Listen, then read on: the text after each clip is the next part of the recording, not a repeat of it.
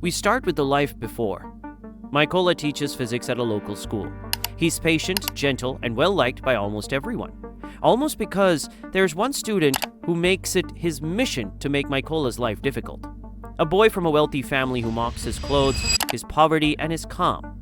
He wants Mykola to snap, to raise his hand, to give him a reason to get him fired.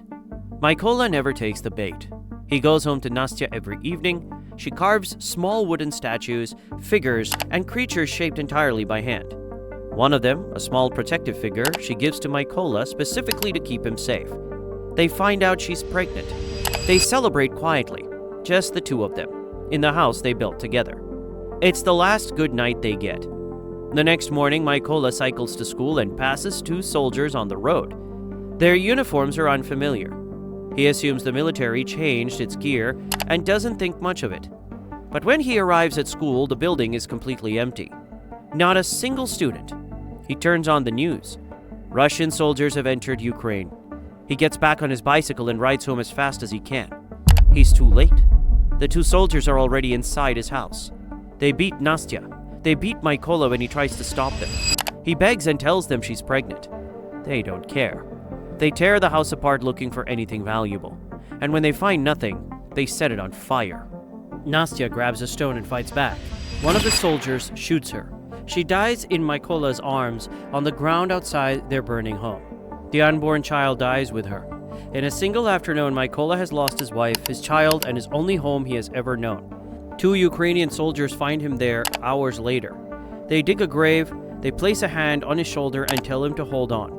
Mykola buries Nastya, his unborn child, and the man he used to be all in the same ground. He asks the soldiers to take him with them. He wants to join the Ukrainian army. At the military base, the commanding officer is suspicious. A physics teacher with no military background, no weapons training, no combat experience whatsoever. He looks like a liability at best, and a security risk at worst. But when he hears Mykola's story, what was taken from him, and why he's standing there, he agrees to give him a chance. Training is brutal. While the other recruits assemble their rifles with practiced ease, Mykola is last every single time. He's slow. His hands don't know the weapon. The other soldiers exchange glances. The officer quietly wonders if he's made a mistake. But Mykola doesn't stop. He trains while the others sleep. He studies every manual he can get his hands on. He practices the same movements over and over in the dark. He takes his wife's wooden statue with him everywhere he goes. The only piece of her he has left. When the unit needs snipers, Mykola volunteers. The room laughs. The officer tells him flatly that he can't even assemble a rifle properly. What business does he have becoming a sniper? Mykola asks for one chance to prove himself. The officer gives him a test. Reassemble the rifle in 20 seconds. Mykola blindfolds himself, disassembles it, reassembles it in 18 seconds. Nobody laughs after that. He's accepted into sniper training. But where everyone else receives modern, well-maintained weapons, Mykola is handed an old rifle. It is outdated, imprecise, difficult to work with under pressure. He asks for something better and is told simply to earn it. The training is designed to break people. Instructors fire shots directly beside the trainees to test nerve. Flinch, move even an inch from your position, and you're dismissed on the spot. Mykola doesn't move. He holds his aim through every shot fired near his head without so much as blinking. Then comes the blindfolded target test. Shown the target once, then blindfolded and told to shoot from memory. Mykola's aim is close, but the old rifle lets him down. He misses by a fraction. Everyone in the room knows that with a proper weapon, he would have hit it cleanly. The final test is night shooting using flares. In the burst of light, every other sniper fires immediately and misses. Mykola doesn't shoot. He waits. He uses the flare not to aim, but to calculate.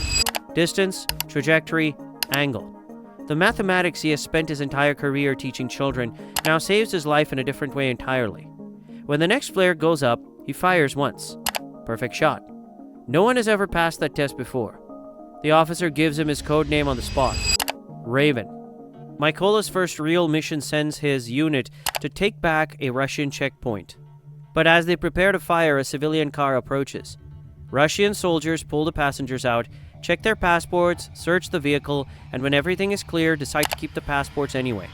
When the civilians ask for them back, the soldiers beat them without hesitation. The colonel gives the order. Every sniper fires. Every target drops. Mission complete. But back at base, Mykola notices Face is missing. He's told they were sent on a separate mission. The next day, the news comes back. They're dead. All of them. Killed by a single Russian counter-sniper. The best in the country. His name is Sergei. On his next mission, Mykola's unit sets up an ambush for a Russian patrol at close range. He lines up a shot and then he recognizes one of the soldiers. The troublemaker from his classroom. The boy who spent years trying to humiliate him, trying to break him, trying to get him fired. He's wearing a Russian uniform now. The colonel gives the order to fire. Mykola hesitates. Then he pushes the feeling down and aims at the nearby landmines instead. The explosion takes out the entire patrol, including the boy he once tried to teach. Afterward, the colonel asked him what happened out there. Mykola tells him the truth. The colonel doesn't offer comfort. He tells him simply, out there, that boy wasn't his student. He was his enemy. The choice to be there was his and his alone. They grow close after that in the way soldiers do when they're both lost so much to keep pretending. The colonel shows Mykola a photo of his two daughters. He tells him they don't know he's a soldier. They think he runs a business. His wife knows, but the girls don't. He doesn't want them to carry that weight. Mykola listens and shares his own story in return. Two men sitting together in the quiet, holding everything they can't say out loud. Then comes the mission that changes everything. Mykola and the colonel take a position to observe an enemy location. And there, directly in Mykola's crosshairs, is one of the two soldiers who burned his home and killed Nastya. He agrees for permission to shoot. The colonel says no. The timing isn't right. They cannot compromise the position. Mykola asks again. No. He fires anyway. The soldier drops, but their position is exposed. And Sergei, the elite counter-sniper who has already killed 6 of Ukraine's best, is watching. Before the colonel can even locate him, Sergei puts a single shot through his head. The colonel dies instantly. Mykola retrieves the body under heavy fire and pulls back to base alone. He sits with the full weight of what he's done. The colonel, a man with 2 daughters who didn't know their father was a soldier, is dead because Mykola couldn't wait. Because grief moved faster than discipline. He vows to kill Sergei. He gets his chance. Intelligence locates Sergei holed up inside an old chemical factory with a detachment of soldiers and 2 additional snipers. The factory cannot be bombed because the environmental risk is too catastrophic. It has to be done on the ground. Mykola will go in. The plan is clean. One team draws fire from the front. A second team hits from behind. In the chaos, Mykola slips inside alone, moving through the building quietly. He finds and kills the second soldier responsible for Nastya's death, the one he has been hunting since the very beginning. Then he takes out the first of Sergei's 2 snipers. Sergei hears it. He calls for reinforcements 10 minutes out, and moves to find the threat. On the table near Sergei's position, Mykola leaves something, Nastya's wooden statue. When Sergei sees it, he already knows. Mykola comes from behind and kills him with a knife. The second sniper is caught in an improvised trap Mykola rigged on his way through the building. When the Russian reinforcements arrive in their truck, Mykola picks up Sergei's radio and answers it. He tells them calmly and quietly they are all going to die. Then he shoots the driver. The soldiers spill out of the truck and straight into the ambush the Ukrainian unit has been holding. They are cut down one by one. When it's over, Mykola goes home. Not to a house that's ash and memory now. He goes to the field where he buried Nastya. He stands at her grave for a long time.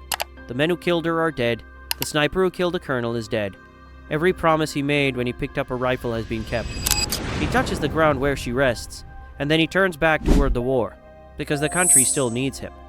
And Mykola Voronenko, the quiet physics teacher who never wanted to hold a gun in his life, has become exactly what his enemies should have feared from the very beginning. The one nobody saw coming. If you enjoyed this recap, make sure to subscribe, turn on notifications, and drop a like to support the channel. Let me know in the comments, did Mykola make the right call when he fired without permission? We'll see you in the next one.